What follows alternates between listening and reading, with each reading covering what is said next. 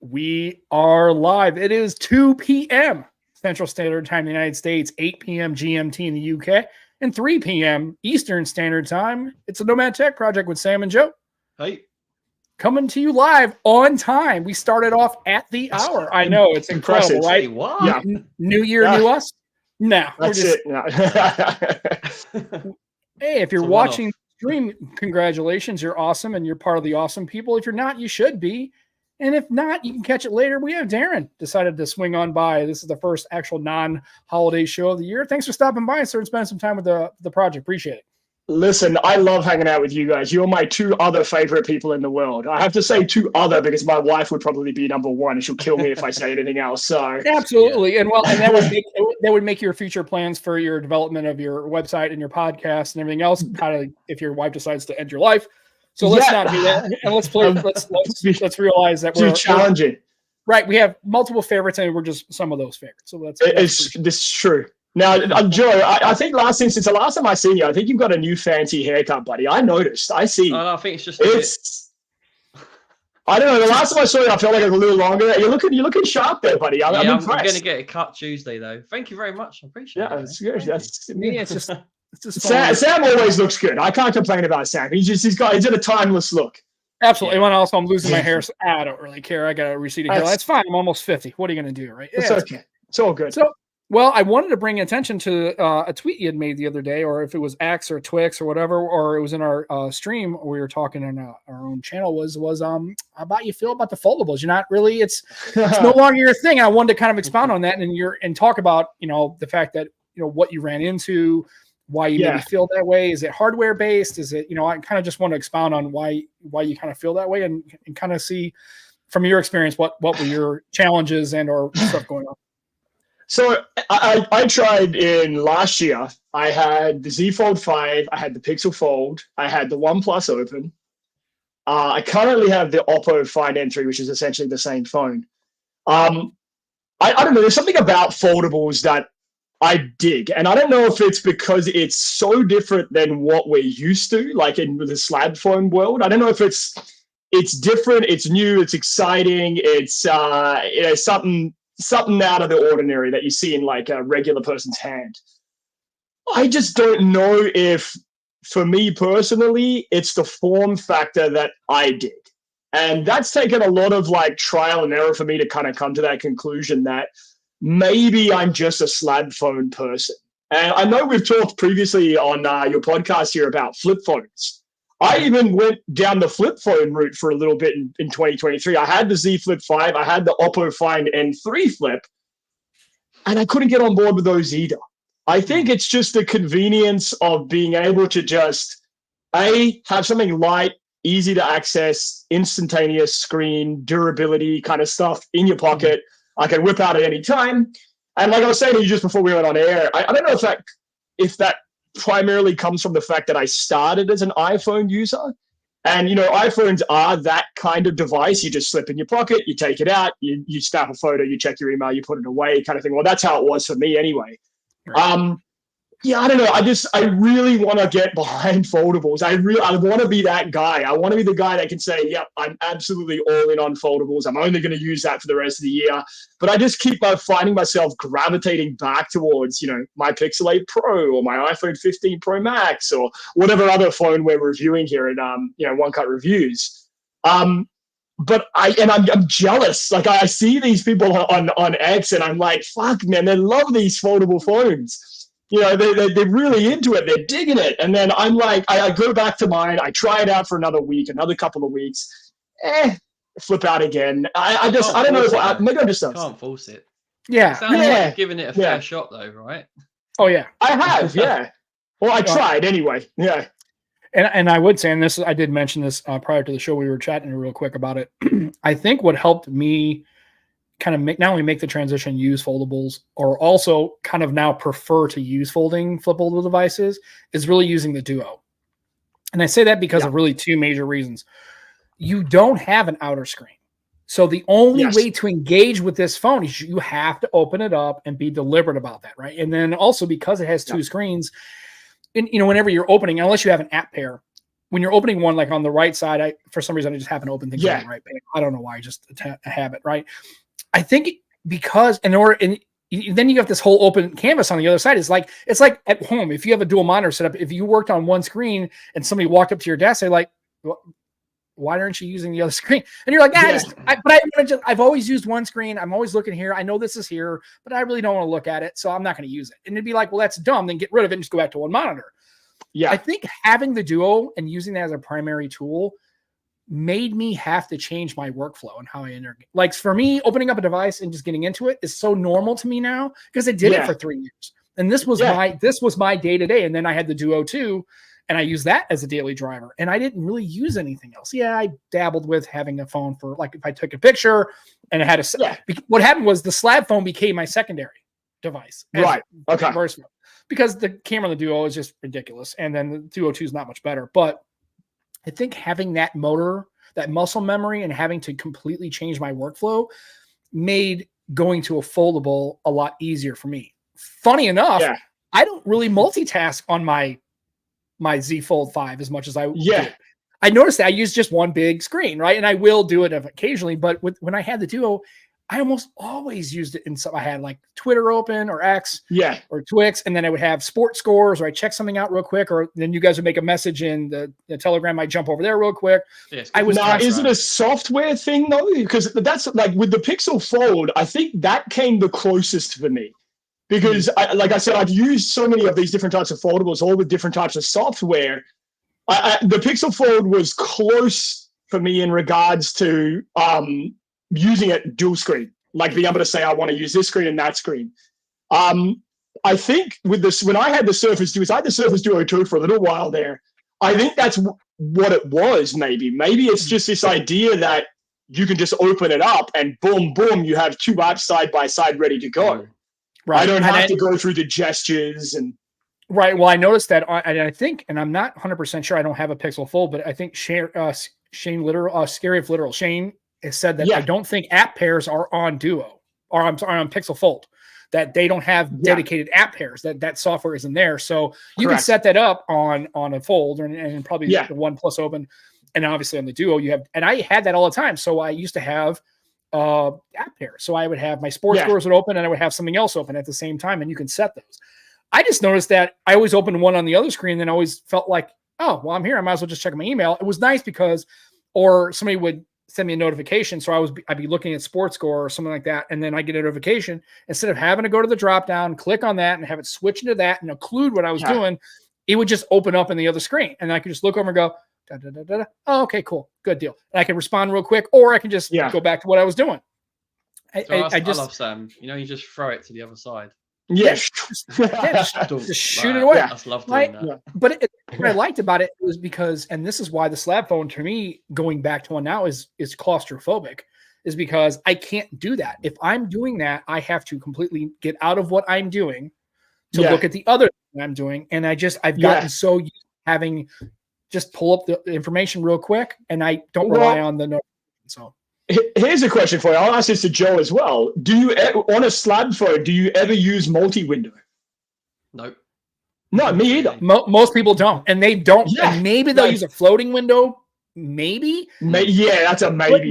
But not really, because the floating window. Yeah. Maybe. But that's what I'm saying is because it doesn't give you enough real estate to really functionally use. I mean, it's you could see something. You could have a YouTube, video showing that might be an inch by an inch on the screen. But why? You're not going to. It's you're not multitasking like that because you're not really.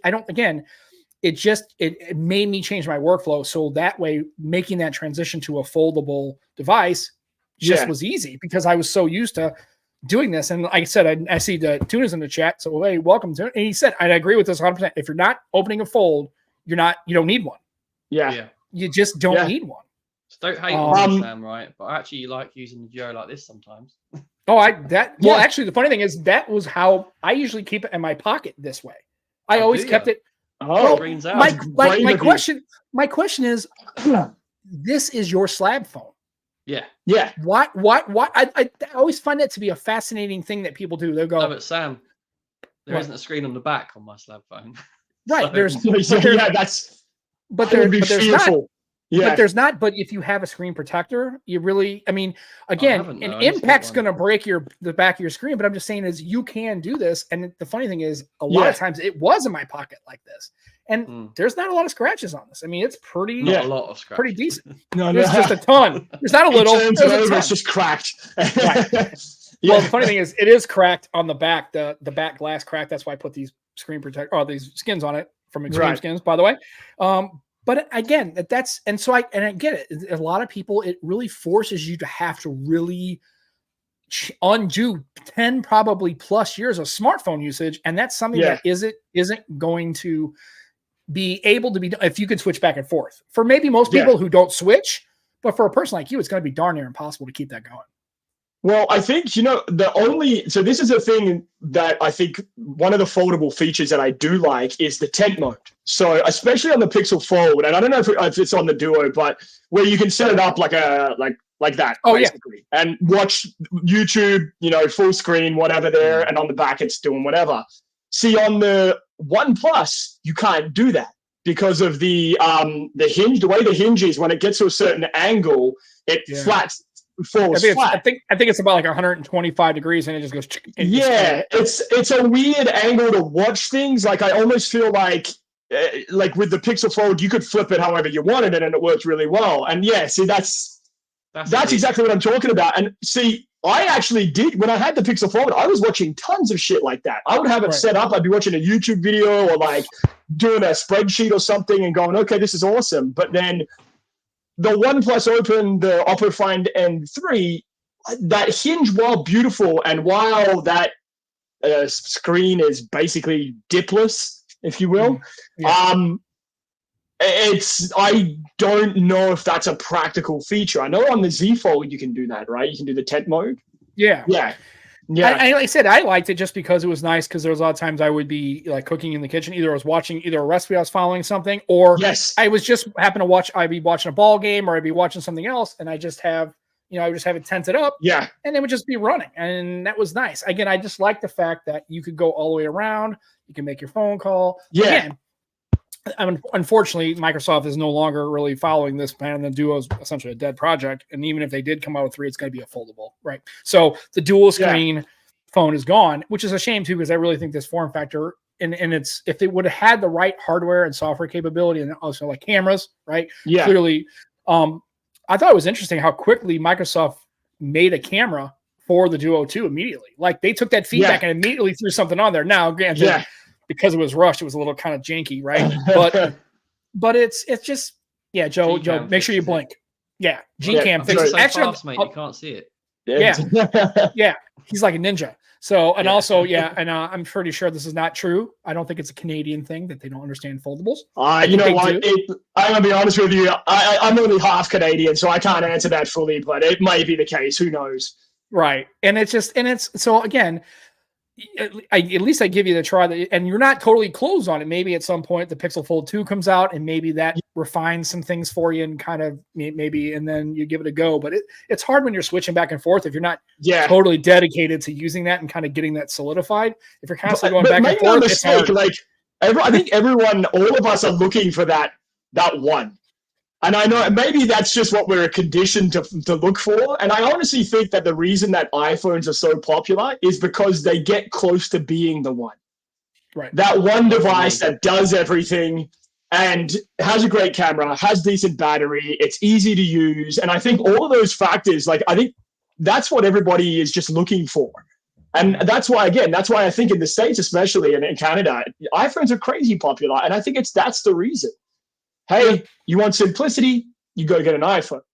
Pixels are equally as good, but I just don't think you're going to sway people, right? Not these iPhone, purists, if you will, who are like, No, I think in the United States, I think that it's over as far as Android. I mean, you may it's definitely what I don't know what it is, maybe 65-35, maybe as far as iOS, and that might be that way in Canada.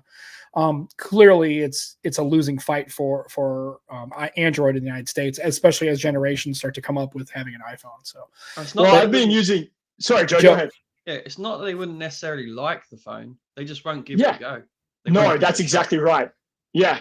I've been saying for a while now, like jokingly, every time someone, I would deliberately just shit stir on X, like I like to do that. But every time someone posts something, I've just been saying lately, if it is an iPhone, it ain't shit. And I say that as a joke, and I really don't mean it, but like that's how people think. If it ain't an iPhone, it's nothing. Like we don't care, right? And I think, and that's and I think that's why a foldable and a flippable really isn't going to be a thing in iOS, just because I don't think their customers really are clamming for it. No, just aren't. And back to foldables for a sec. Yeah, Darren, as you've tried so many different ones, is any one that stands out most, or is like different ones have different aspects? Is it hard to pick one that you? The Pixel Fold, hands down, was the best one I've used. It wasn't perfect by any stretch of the imagination.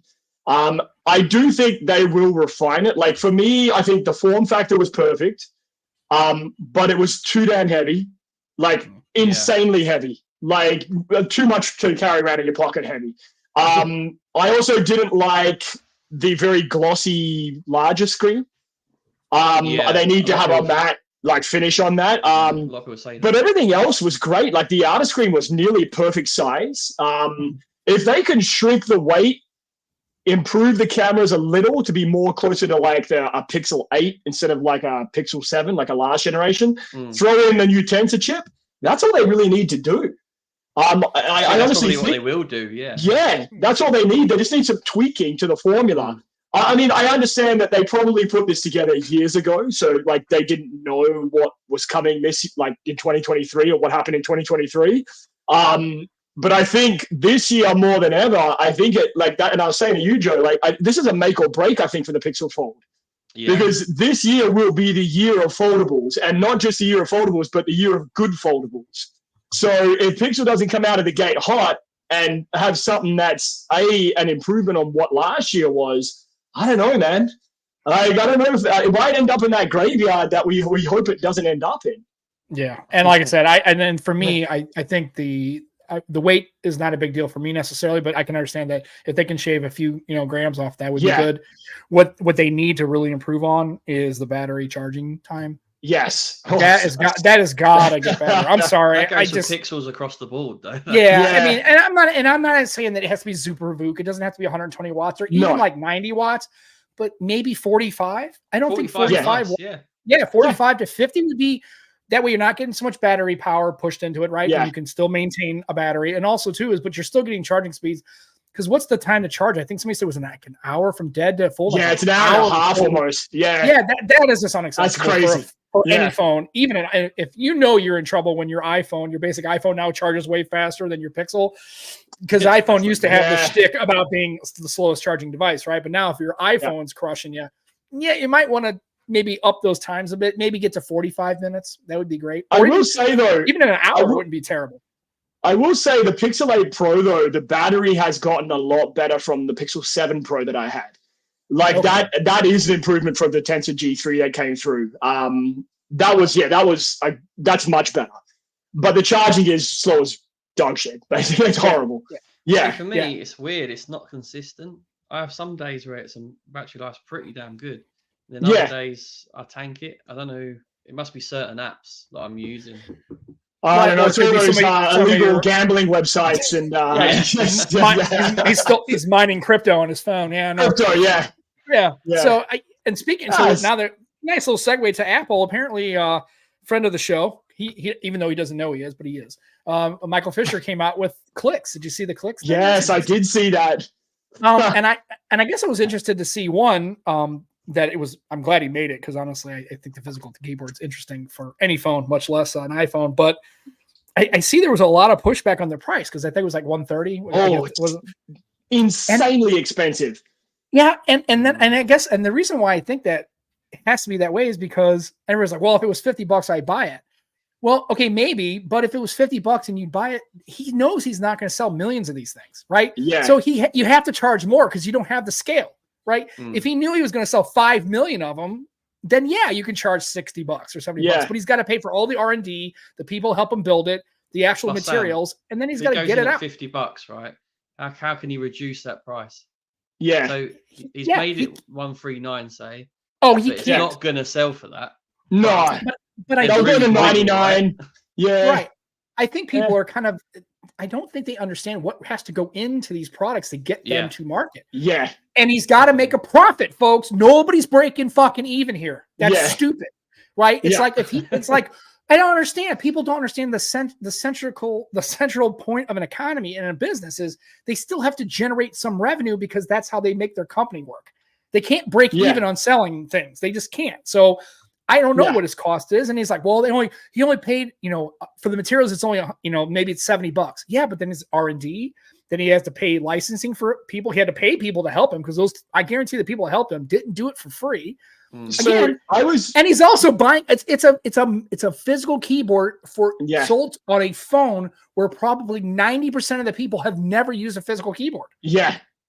It's very niche, and it's going to be like for people like me who love them, and people like niche. Niche. I'm French. Niche, I don't know. But you have to understand, it's very specific to target, and you're not going to sell lots of them. Even if you put them in a store next to all the iPhone accessories, people are going to be like, why the fuck would you buy a keyboard that's, when they bitch and moan about, nobody likes those keyboards. That's the whole thing Steve Jobs said he didn't want is a physical keyboard, how people need to be on the glass keyboards, right? Yeah. So I'll tell you what, though, people use it as their work phone. Keyboard is very useful. Yeah, I think it's fantastic, and I would pay the $130. If I had an iPhone, I would totally buy one. I would absolutely buy one, without a doubt.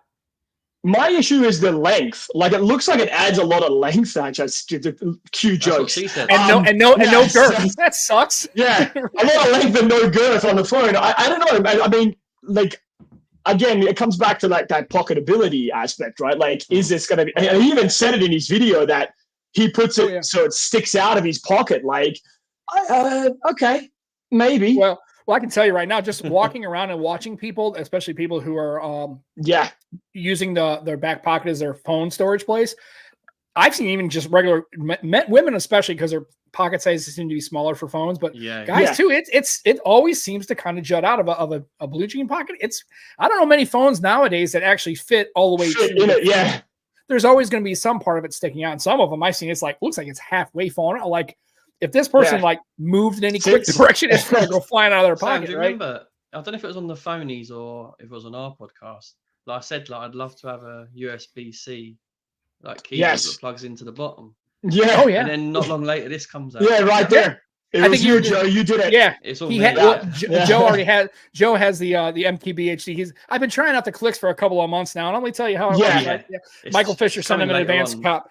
I do like, it does look a lot lengthier, but what else are you going to do? And like I said, he has to sell for 130 because he's not going to be selling a ton. He might sell 10,000, maybe 50,000 of these things. So he's got to, break even somehow. And I just like the fact that it's his. It's kind of a labor of love. It's something that he's always talked about, and he actually was able to work with some people and bring it to market where it's, and it's the same thing with the who was it, Lou with the later case? Everybody bitched him on about it's $50. Yeah, I know, but I've bought tons of later cases. I'm such a Again, everyone's complaining about the price when you can go on Amazon, you can buy one of those cases for $10. You could, but don't. It then. Exactly. Go for it. But I mean, again, it'd be nice if it was $99 for the clicks. And it'd be nicer if I had an iPhone to use it. I would give it a shot because I can't use it with my device at work. Can I tell you my little theory? And I was thinking about. It's funny that you bring this up. I was thinking about this earlier today. Do you remember Michael Fisher doesn't normally go to Apple release stuff? Like, he hasn't for years. But you notice when the iPhone 15 came out, he was there. Yes. And I almost wonder if that was connected to this. Like, they basically said, hey, man, sure, you could make a case for an iPhone, but you've got to start giving us coverage on our events. You've got to start coming. And I almost wonder if that was the agreement. And I mean, not a bad agreement to make. You've got Apple's blessing, Apple's endorsement. Hey, sure, whatever, do what you need to do. But I kind of wonder if that was what that kind of idea came from. But see, I think Michael Fisher's very smart as well, right? So in the build up to this being launched, he's thought, right, I need to get some Apple guys, fans, subs to my channel. So what best way to do that? Let's go to an Apple event. And he's covered a lot of Apple-ish kind of things, like accessories and things lately that are kind of go between the world of Android and iPhone. Right. So, yeah, I don't know. Yeah. The only thing I would say, not as an against your point, it's more like I don't think Apple at this point in time has to tell anybody anything. No, I don't think they came to Michael Fish and go, "Hey, we really need your channel to get exposure." Don't think that was the conversation. I think is what Joe said is, "Hey, I'm going to make this device." I mean, clearly he's probably working on it probably at least a year, maybe 18 months or so. He's probably at least, if not conceptualizing what he wanted to do and working on it, right, and prototyping and then building it out. But yeah, I think that clearly if he is viewed as more of an Android and kind of like, weird, phones that, he's definitely not an iPhone guy. He's kind of clearly definitely a flippable, foldable kind of Android kind of human. It would make sense that if he's going to leverage a product that's going to really just only be to iPhone, that you would start to get traction on the iPhone from his user base and other people seeing that he's energetic about it. And I think that's because people like you, Darren, noticed it. Yeah. Other people who are not going to be buying this didn't notice. They don't care if he goes to the Apple event. But people like us notice that, hey, he's not been going, but now he is. And now he's launching a product. He wants the visibility for probably people like us who are like you, who is an iPhone user, who has iPhones, and maybe wants to give it a shot. I think it's a cool idea. Even if you only use it occasionally, it's cool. Guys, there's 3 products, right? There's MKB HD's trainers. There's Super Saf's glasses. Or there's this Clicks. Which one are you going to pick? The Clicks. Oh, that's a good question. Yeah, Clicks. Probably. I wouldn't buy the shoes. The shoes are a dumb idea. I don't know who came up with that thought. I do like the Clicks, but I think I'd go Super Saf's glasses. The glasses are cool. Cool. Yeah, they're cool. Justine, she also does. Doesn't she do charging cables? I think she does pink charging cables. Yeah. I'd rather have those. Yeah, pink charging cables. They stand out.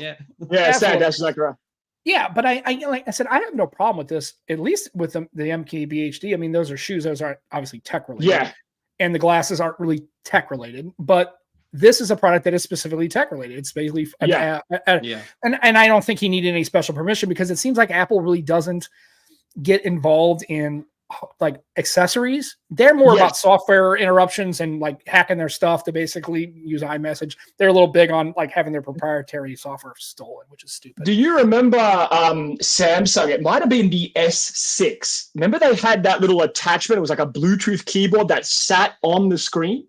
Oh, I don't remember that. I wasn't really buying Samsung phones, but yeah, I just remember it gave me feelings of that. I mean, I know Tuna, who's watching in the chat here, he mentioned the Apple cleaning cloth, which I think is hilarious, and I still think it's hilarious to this day. I think it works pretty good. And I guess Chad said he had the Gen 1 glasses. I guess I'm assuming. Super Safs? Yeah, they broke. Sorry, Joe. That sucks, the man. Gen 1 got. Chad had some Gen 1 glasses. I guess they were faulty. Hopefully, I don't know if they broke within a warranty repair. Maybe you could send them back and get a new pair. I don't know. I don't know. Who knows? But I think they're cool. But I think obviously for me it would be saying that I don't need Super Saf glasses when I've got these. I know that's what I was going to say. The Ray-Ban. Yeah. I was asking you about the Ray-Bans because I'm generally curious about them. Like I like Ray-Bans. I wear Ray-Bans sunglasses usually. Honestly, I love them. I highly recommend them. Yeah, and Dan mentioned this, and I saw that. I didn't want to comment on this. I was going to jump on it, but I let it slide. But yeah, I could whip it out anytime. Yeah, that's right. That's what he said. That's anyway, right. So I find that to be interesting. Yeah, that's how. Yeah. So Darren, it's 2024. Yes. You've got the website. So how are things going? Is that moving along pretty good? I mean, how is 2023 treat you well? And what's any serious plans for 24? So 2023 was good. We had a pretty nice uptick in just people coming and checking out the site and joining us on like things like social media stuff, which is awesome. We have a few plans in the mix for this year. I don't want to give too much away. We are trying. Because we've worked with so many new companies last year, we're trying to kind of again build that out and just kind of spread our wings more and more and more.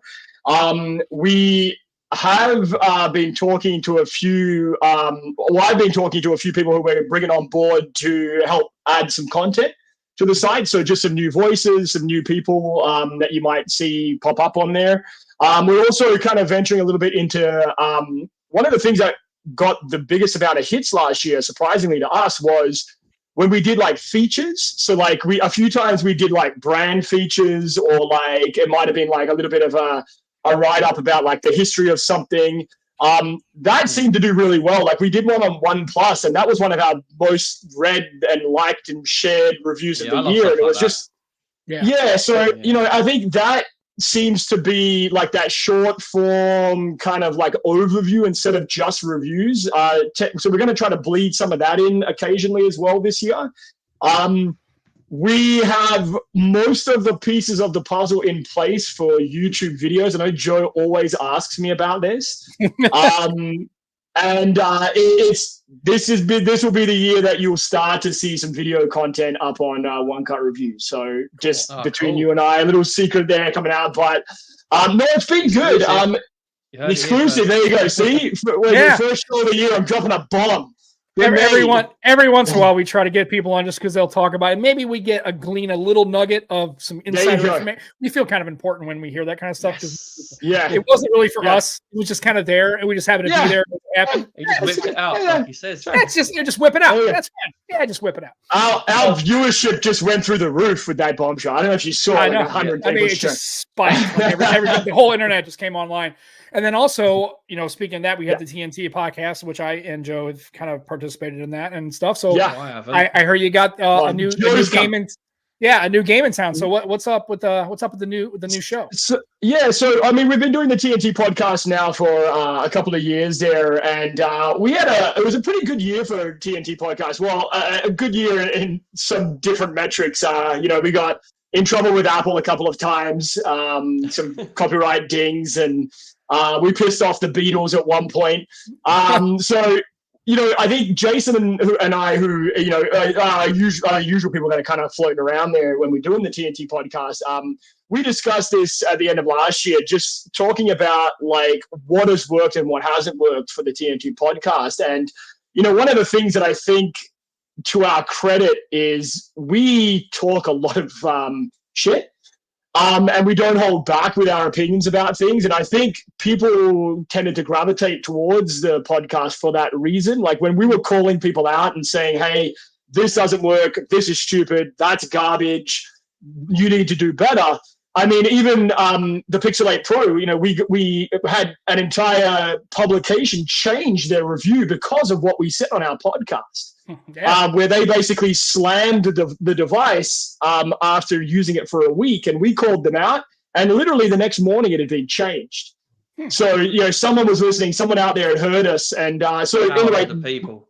Yeah, I know, right? So we just kind of come up with this idea that I think part of what we want to do with the podcast is not just talk about tech news and what's happening in the week, but kind of disrupt it a little bit and kind of say, hey, this is what other people aren't saying about this release or this product or this, and just kind of give our 2 cents, especially if it's something that we've used. So, Jason and I came up with this idea that we wanted to rebrand or change the name, and we came up with the Tech Disruptors, which I think is a perfect name for our podcast. Like it tends to encapsulate everything that we do.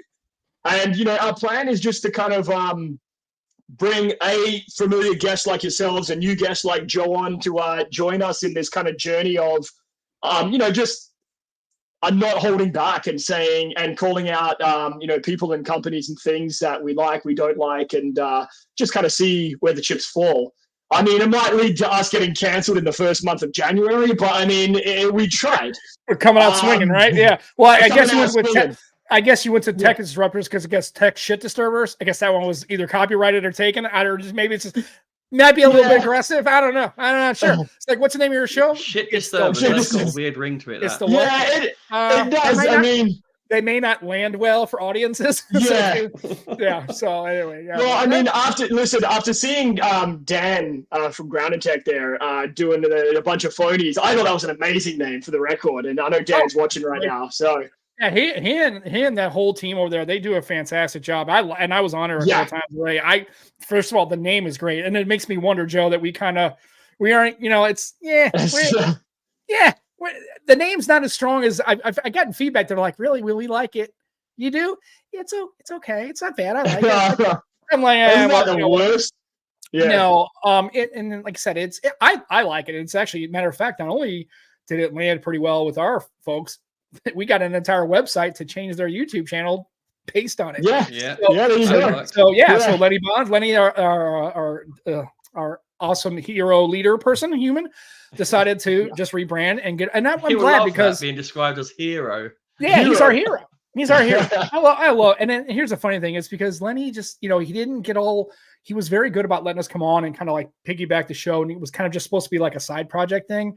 And it seems like it really kind of landed pretty well, and he really liked it. And then he decided, and I think also too because the Purposely Pixel, I think he wanted to get off that because it just when you hear that, it makes it sound like it's just pixels, and that's all he's talking about. And Lenny does all sorts of stuff, and everybody else, Joe does stuff for the website, and Chad and all of them. Everybody, it's more than just pixel, and unfortunately with that name, it kind of pigeonholes you to people who are discovering it, may think it's only pixel content and want to walk by it and miss out on what they're offering just because they think it's just pixel related. Guys, I will say this much, and this is honest to God true story. If it wasn't for you guys, when we had originally started TNT, I don't know if you remember, we were doing Twitter Spaces, so it was just verbal.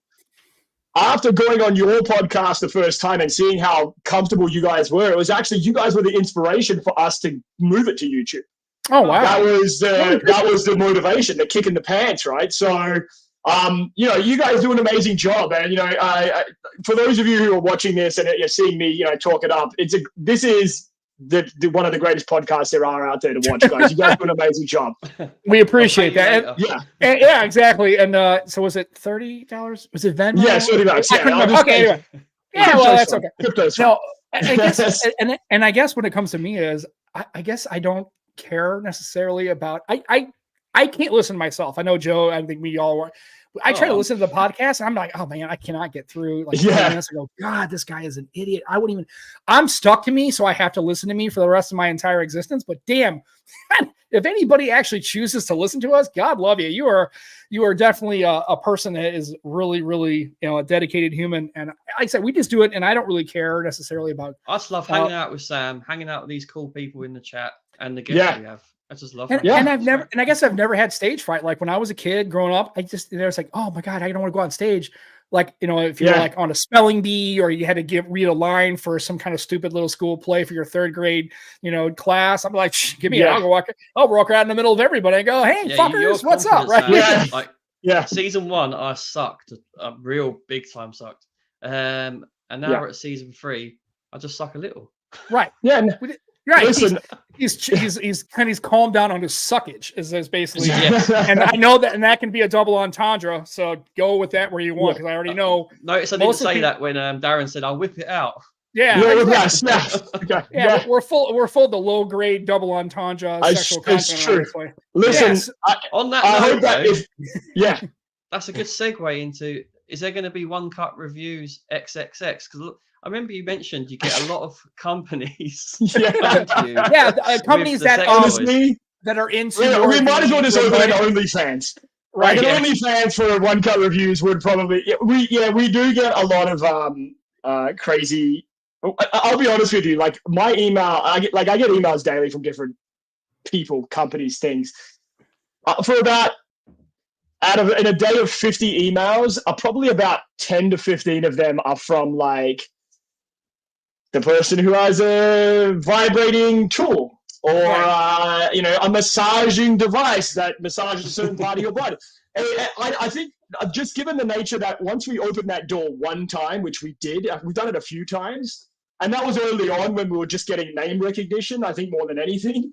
Right. Ever since then, it's just, the floodgates are wide open. The gates of the doors are open. I can't close them. I don't know how. Like I just kind of go, sorry. Maybe we'll think about it. We'll get back to you, kind of thing. And well, and the funny thing is how they're marketed as like, oh, this is a massaging apparatus, or it's an augment to your relaxation ability. It's like, okay, that looks pretty much like a vibrator, but okay, sure, that's fine. So very early on, and I'll just say a little side story. I'll try not to get too graphic here, but one of the very first companies that reached out to us, there was actually 2 companies that were selling condoms. So, but these weren't just regular condoms. One was this hexagonal pattern shapey kind of thing. And another one was one where each condom packet had like a different image or graphic. and it was like different moods or themes, I guess you could describe it as. However you were feeling, you would pick from the box. I can't tell you how hard it was. Maybe that's the wrong term. How difficult it was to try to put like a review together that wasn't me like taking the piss. Like I'd open it up, I'd have a look at it, and I'd see and have a look at the products, like I always do. But it's, I mean, I'm telling you what, writing those reviews were some of the hardest reviews I've had to write. It's fair, Darren. Like with a condom, you got to think about the convenience when you're going to use it, right? Yes. You don't want to be faffing around trying to unrip the bad boy. Yes. That's a pain in the butt. Right. Yeah. How easy was it to open?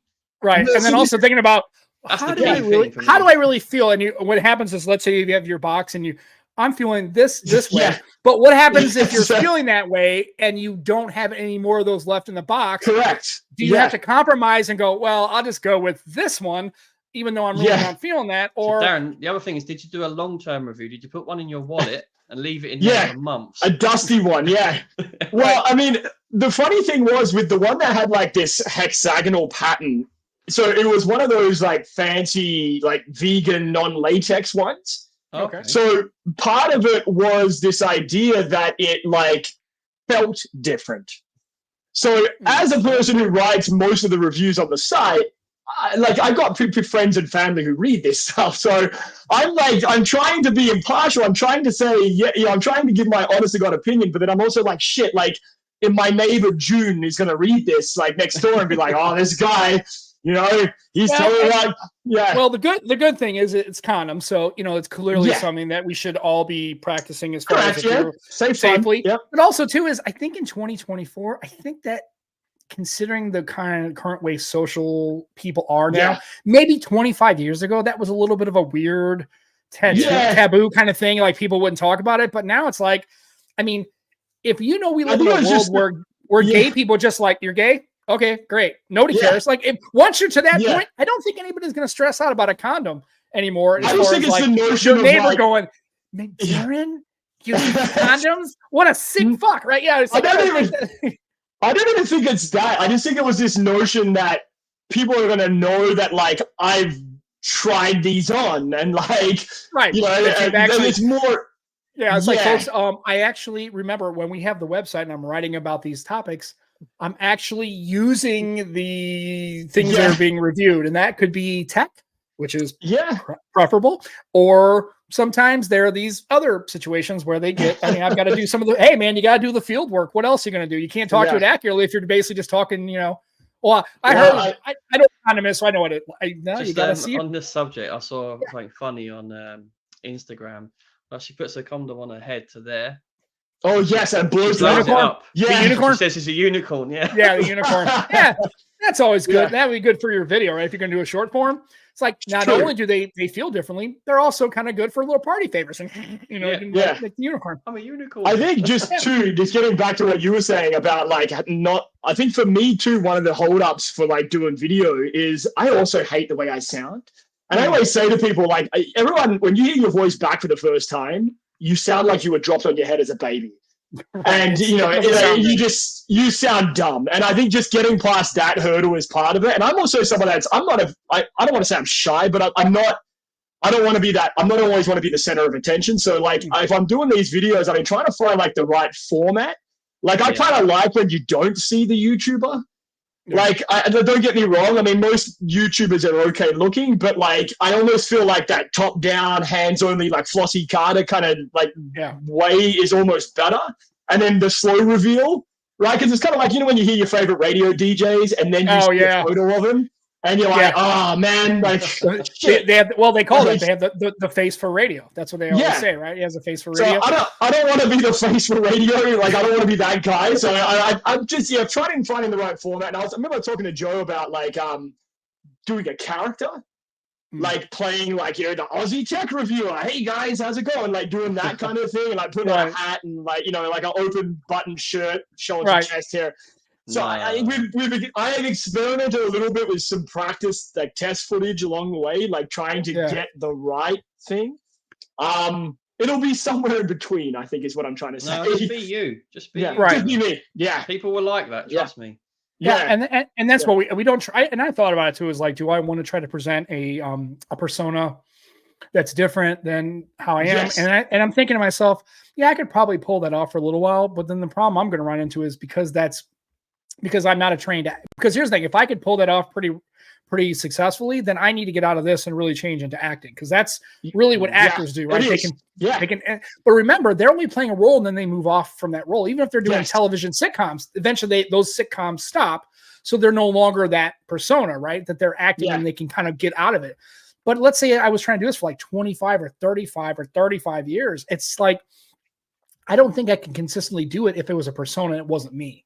Plus, I don't have the skill set. Difficult. I don't think I could act that well. It's just like, And I don't want it to be known as that becomes you. That it's not a typecast per se, but it becomes that's how people think you are. It's like, when you're out in public and they go, well, that's interesting, because when I talk on the show, because then you don't really know, where's the line draw, where is he full of it, or is that how he is? Is he really that person? And especially if you're pushing societal boundaries, like about, you might be inappropriate, you might be borderline misogynist, you might be borderline and these other things, right? Well, the problem is if you're doing that because of an act, a lot of people lay on that and go, well, that's not me, that's a persona I play. But the problem is, if they only know you from YouTube, that is you.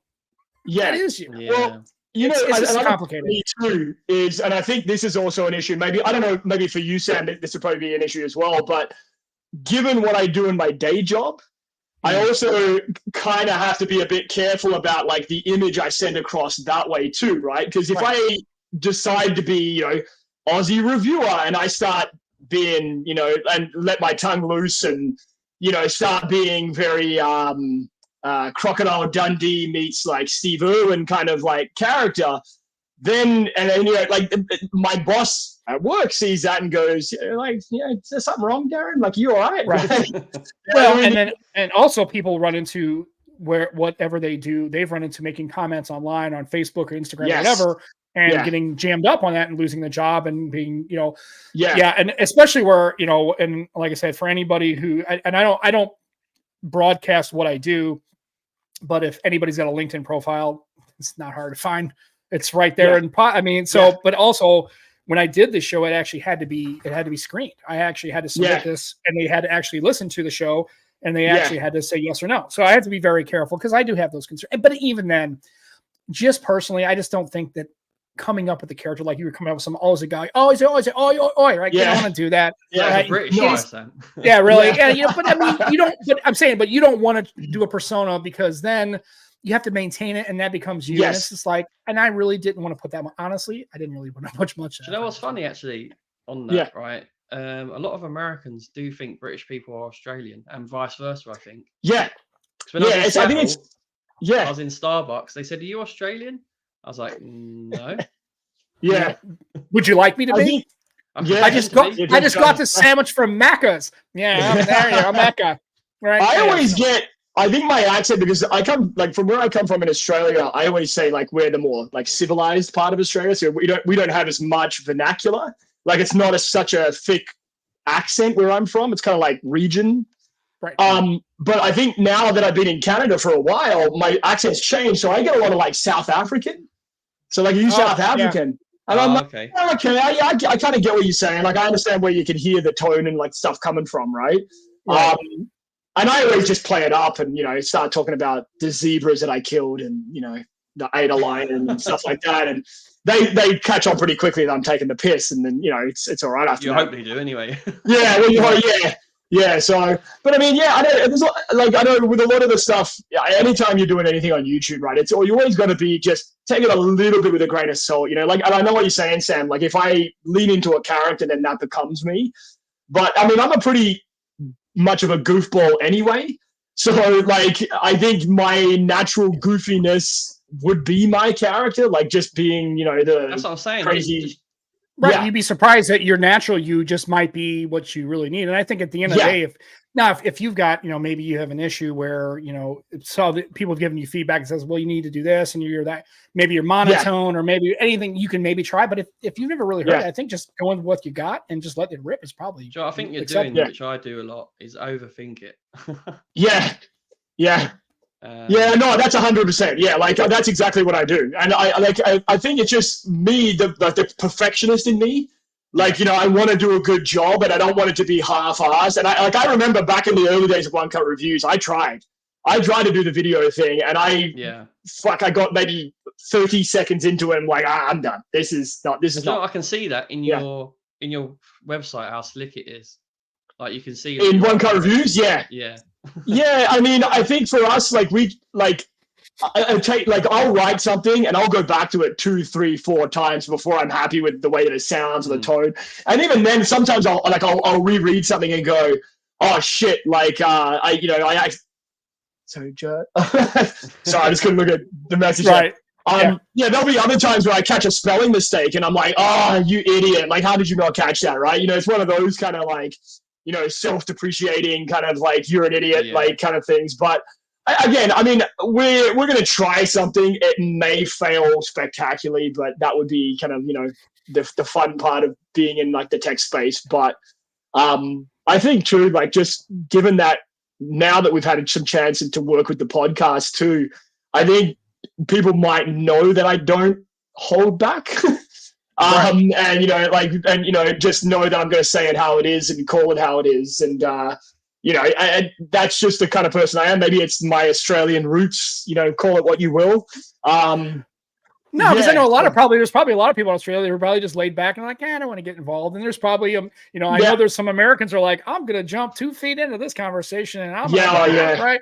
And I guess that's just a personal thing, but I appreciate the fact that, and I've seen the stuff where you kind of get the back and forth online. And the problem is that becomes, right, it puts you in a space where that becomes polarizing, right? So you've got people who may not like that approach or want to, and then even what's funny is even you try to come at it in a quasi tongue in cheek, you're kind of just having a laugh at people, how people just go, brah! They just lose it, right? And they just like all caps standing on their keyboard. I hate Darren's a piece of crap. Like, I hope you die in a house fire, right? And it was like, Jesus, we're talking about iPhones, folks. I mean, nothing crazy, but holy cow, man, do people kind of just go, wow, dude. I'm like, that degenerated incredibly fast. How fast it's like we went right to, and it's just hilarious how it's funny, right?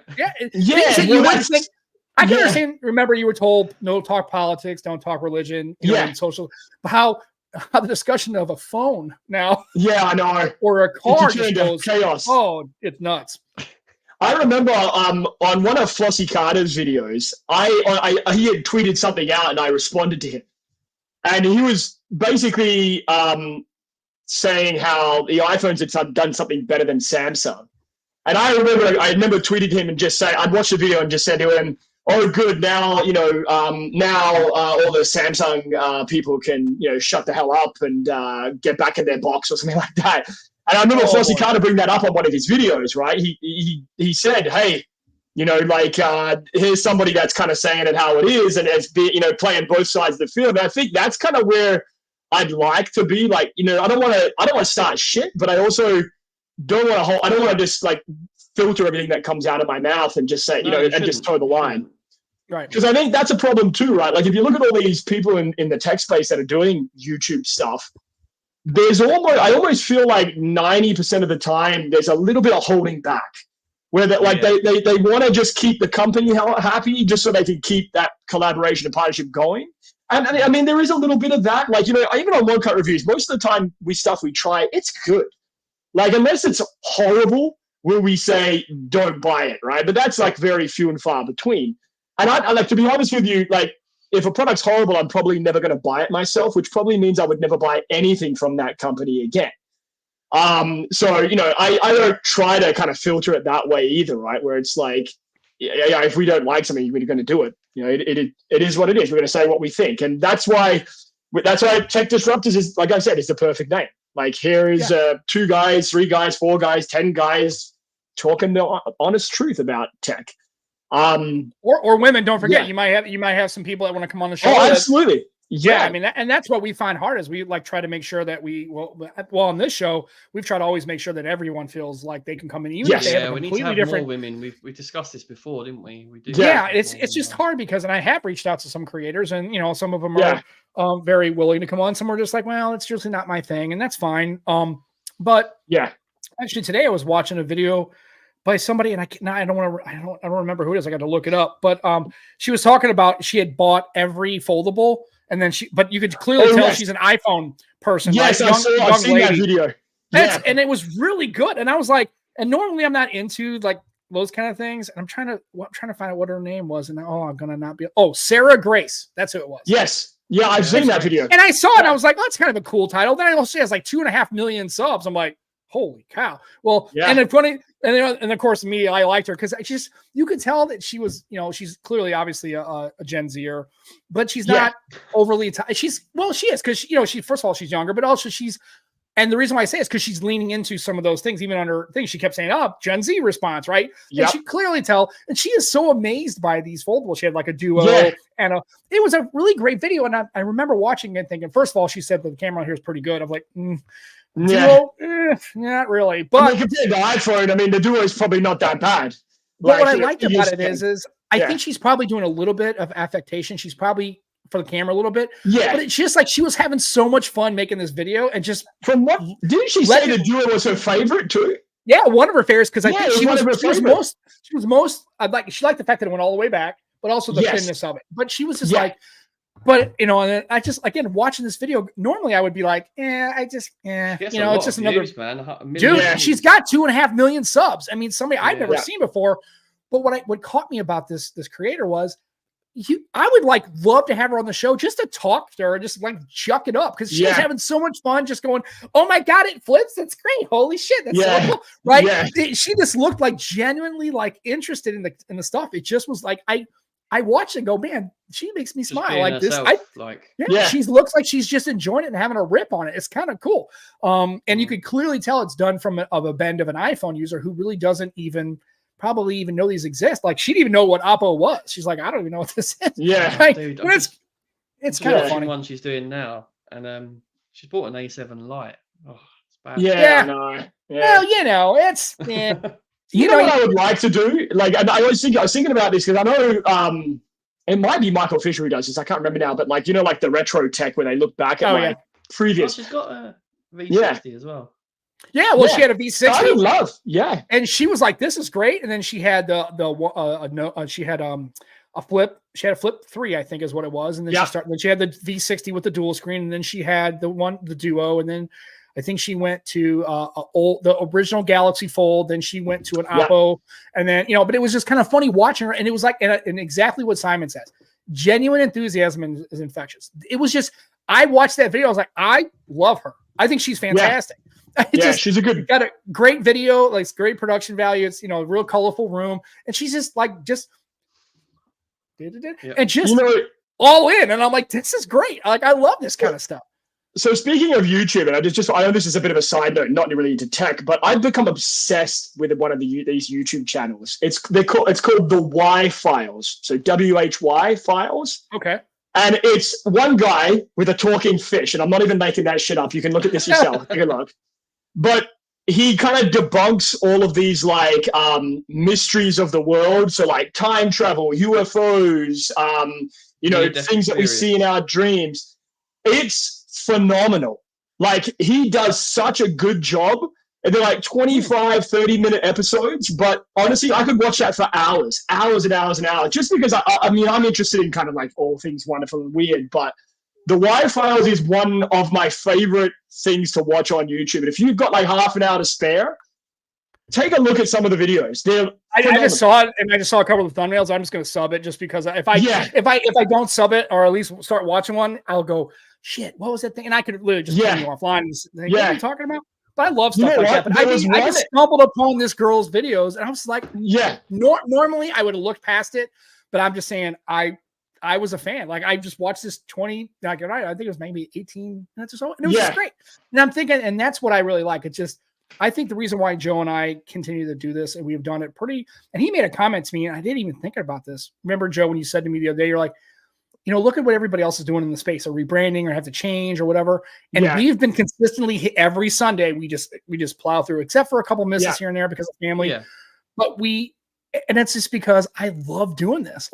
This is something I really wake up and and I'm telling you folks, I know this is going to surprise most of you. I do not literally think about anything I'm going to talk about. As a matter of fact, and if I do, I'm going, oh shit, what are we going to talk about with Darren? Like I can't right. And then all of a sudden it's like you get into the conversation, and like any conversation you're having with a mate, you're having out at the pub or whatever, you just start to talk, and then those conversations just kind of segue organically. And normally I was just like, and unfortunately we had that little segment about condoms and that kind of thing. And I'm hoping nobody just jumps into the conversation at that point, because they're not going to understand. It's like, wait a minute. It's okay. That means they're going to watch the whole episode. Why are they talking about prophylactics? I have no idea what this conversation's about. But if people actually would watch our show regularly, they would know that that's, if you come in at the 38-minute mark, the context is not going to be there. It's about as random as a possibility of you jumping in, and who knows, you're going to bite into an ice cream sandwich and get a whole bunch of cracklings and stuff. We're going to mess up the algorithm. That's correct. But Joe, just quickly on the Wi-Fi's I just mentioned, Dodleston, I think, is the town. It's a place in England. Okay. Watch the episode called The Dodleston Time Travel Mystery. Okay. The Dodleston Time Travel Mystery. That episode, bend your mind, mate. It was spectacular. I'm interested. Yeah. Yeah, it's an English town somewhere where I have no idea where you are, but somewhere I imagine in England there. But watch that episode. That'll blow your mind. Yeah. And yes, and I agree. All hail the mighty algorithm. Yes. The algorithm's going to be fixed now. Hopefully, not only disrupting the tech, but maybe you can disrupt the algorithm a little bit. And yeah. And the one last thing I want to mention is apparently, and I need to watch it. This, the documentary about Apple, the one that Front Page Tech did.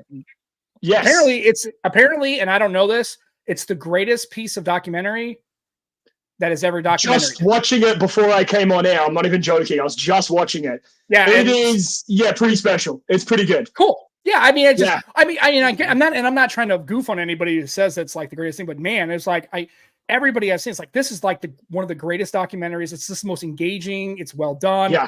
And I do love. We'd like to ever have him on the show, which clearly he's never going to come on because why would he? Because this is silliness. But for a person like him, but yeah, I mean, I need to. Yeah, I think he probably should. It would be a lot of fun if he did. So I just want to. If you watched it, if it's pretty good, I might check it out because I've been wanting. Yeah, it actually was a good watch. It actually is very good. Yeah, especially if it's free. Tuna wants to come on. Tuna wants to come on. Yes, you're gonna get Tuna on here. Yeah. Well, what we're gonna do is next time we'll make it happen, and then actually what we'll do is we'll have the Tech Disruptors come on as a pair. Have you both come on? We'll have a little cool idea. All four of us, and then something like that. We can have a chat, and I love having Tuna on. He's always been really great to talk to. He's really a lot of fun, and we have a shared background in law enforcement, so that's always kind of nice. I like Jason and I have that kind of shared background, so it's pretty cool. But yeah, all right, man. Well, we're at 1 hour and 2 minutes of the show, and it's been awesome having you on, Darren. We always miss having you on, man. It's always great to have. Happy to be here, guys. Always great. Yeah, absolutely, and we do have decent chemistry. We just wish we had better content to provide. We have good chemistry. The rest of the show it feels like three of us at a bar talking over beers, and that's the best way to describe it, right? Yeah, absolutely. That's the way we like it. Like the guy I followed on Instagram, he's like a couple of fucking creamy points. Yeah, like I love that. It's like yeah, it's great, man. And he's like he drinks a big old swig of his Guinness. He's got like the fuzz and the foam on his mouth. I'm like, dude, yeah, and we're all a bunch of coots. And I was like, okay, Are you a Guinness drinker, Joe? I like Guinness. Yeah, I love Guinness. Yeah, I'm a big fan. I've actually got a new draft from Brewdog called Dark Stuff. I need to try. Got that for Christmas. Nice. It looks quite good. Absolutely. So and that's it. So again, and I agree. Jimmy also made sure that he reminded us to make sure we hydrate properly. So make sure you all are doing that with your beverage of choice. I did today, Jimmy. I did it for you, man. Yeah, and me too. I went with the Arnold Palmer. So it's half tea, half lemonade. Ooh. Yeah, they do that. It's here around here we call it it's called an Arnold Palmer, apparently a golfer, because apparently that's what he drank when he played. Arnold Palmer. So it's half tea, half lemonade. So actually pretty good. So I'm drinking that instead of my usual because I have stuff to do after the show. So enjoy your tech, everyone. Darren, thanks a lot for coming on. Let's get the Tuna thing done. Let's get 100%. As soon as possible. So anyway, and Joe, any final words before? Just make sure you check out One Cup Reviews. Fantastic. And Tech Disruptors podcast. Yeah, every Friday. That's first episode's next week, right? That's correct. Post CES, that is correct. Yes. Cool, good deal. That'll be an interesting show because there's going to be a lot of content coming out of CES, and so we may actually watch a little bit. And it's flat lemonade. It's not carbonated, although carbonated would be pretty cool. Shit, I ought to try that. Yeah. Maybe add some carbonation. That'd probably be sweet. No, it's flat, but man, carbo sounds pretty good. I think I might try that anyway. So anyway, like I said, we'll have some post CES content to talk about, and Joe will be here next Sunday doing the same thing on the same channel. We'll make sure we put the show notes for the One Cut reviews and the Tech Disruptors as well. Make sure nobody misses all that. Go check that out. We're not asking you or we're telling you, chuckleheads. Go check that out. Yeah. You know, I'm just saying. I mean, I don't want to push anybody to anything because I realize this is our family, and I don't want to make sure that, you know, I don't want to make it feel awkward. But yeah, go check it out. It's good stuff. Darren's good dude. Get in the family, but you know, it's okay. In this case, it works. We're trying to we're just opening your eyes up to new horizons, and the Tech Disruptors and One Cut reviews should be on it should be bookmarked and should be saved in your life.